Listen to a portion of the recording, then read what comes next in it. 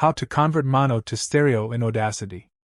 To begin, I added a stereo audio to my timeline and it has only one channel, the left channel, and I want to convert it to a stereo track with left and right channel.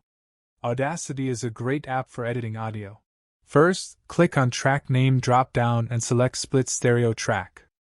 Then delete this empty track. Now we have a mono track. Click on the left side of the track to select the audio, then from Edit menu, select Duplicate to duplicate the audio. Now set pan of the duplicate audio to be from right side. Again, click on the original audio track drop-down and select Make Stereo Track.